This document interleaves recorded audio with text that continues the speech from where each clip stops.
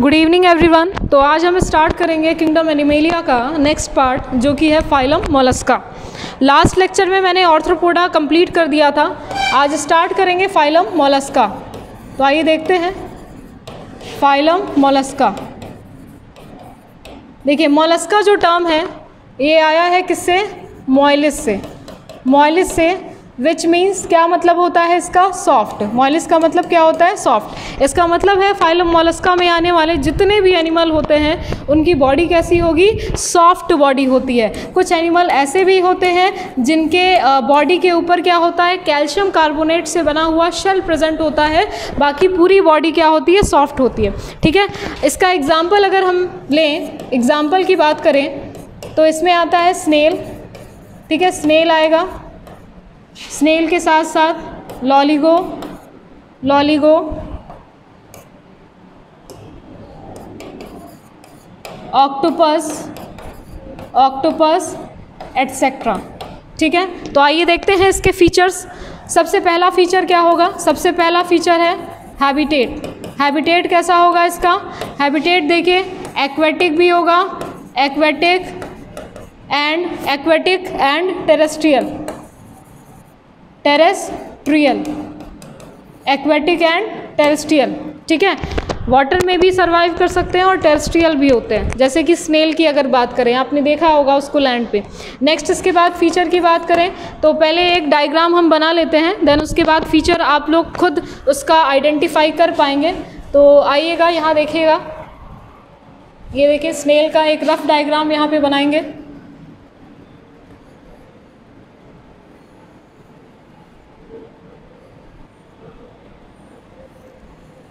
एक rough diagram है, ठीक है, समझने के लिए आपके।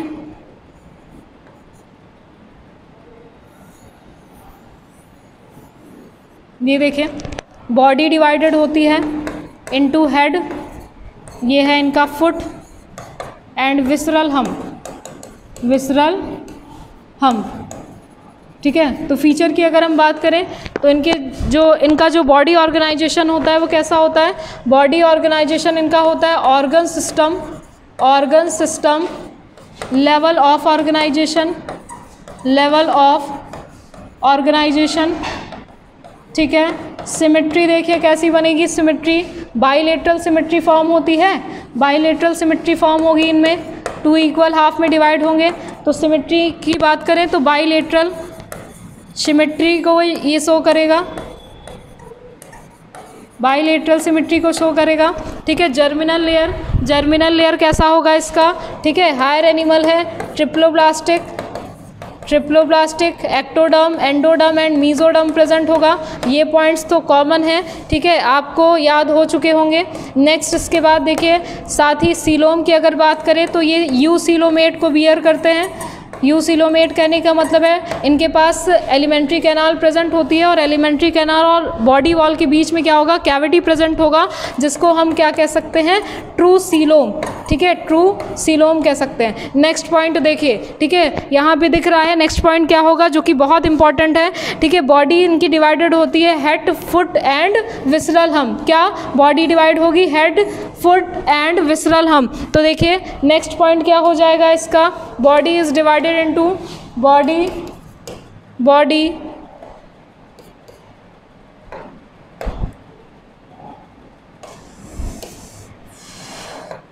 हाँ, तो देखिए body is divided into head, foot and visceral hump. ठीक है, विसरल हम्प।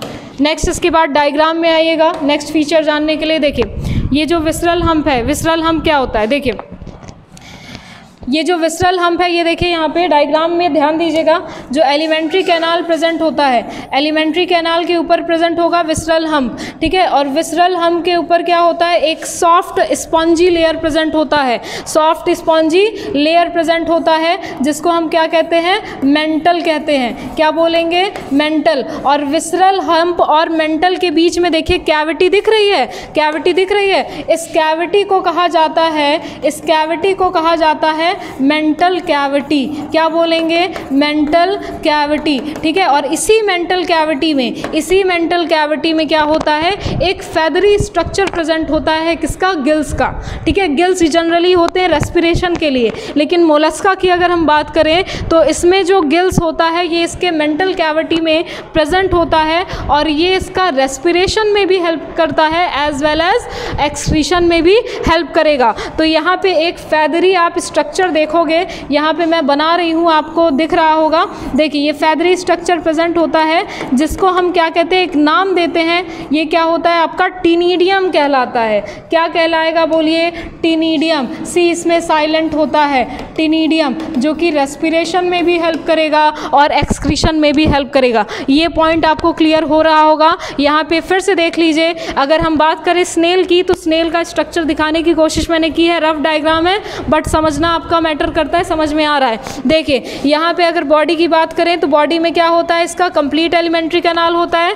एलिमेंट्री कैनाल के जस्ट ऊपर प्रेजेंट होता है क्या? Visceral hump. ठीक है, विसरल हम्प प्रेजेंट होगा, और विसरल हम्प के ऊपर एक स्पॉन्जी लेयर प्रेजेंट होता है, सॉफ्ट, जिसको हम क्या कहते हैं? मेंटल कहते हैं। जिसको हम क्या कहेंगे? मेंटल कहेंगे। और मेंटल प्लस विसरल हम्प के बीच में क्या होती है? एक कैविटी प्रेजेंट होती है, जिसको मेंटल कैविटी कहते हैं। और मेंटल कैविटी में क्या होगा? आपका टीनिडियम प्रेजेंट होगा, जो कि रेस्पिरेशन के लिए और एक्सक्रीशन के लिए क्या करेगा?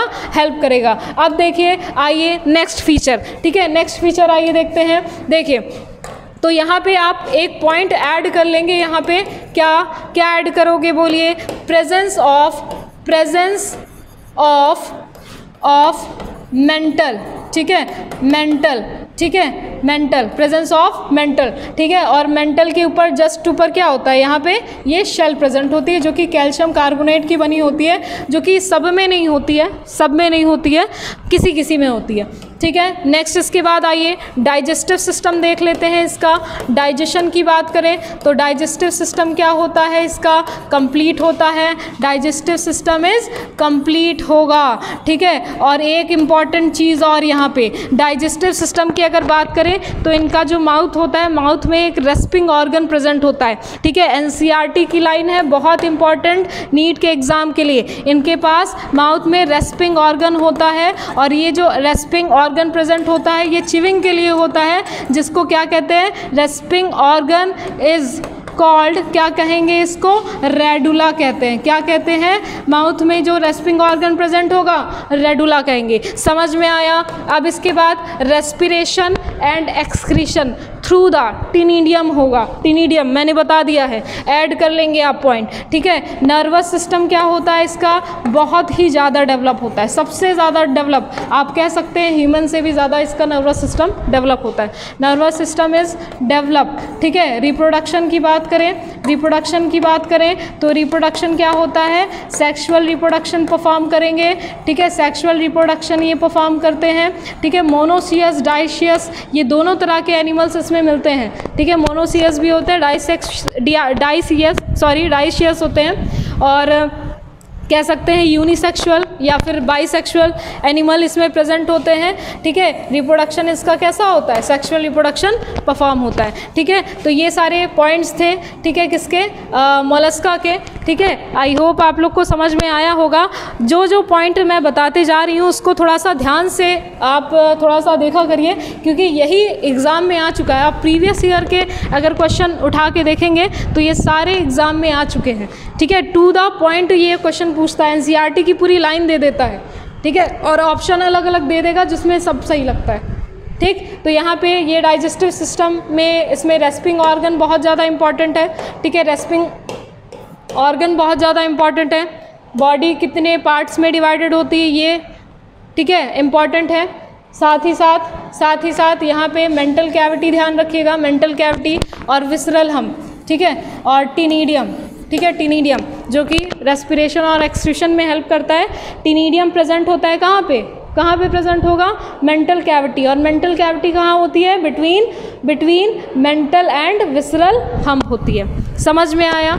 आई होप आप लोग को समझ में आया होगा। अगर इससे रिलेटेड अगर कोई भी प्रॉब्लम होती है, कोई भी प्रॉब्लम इशू होता है, क्वेरी होती है, तो आप कमेंट बॉक्स में पूछ सकते हैं। Thank you.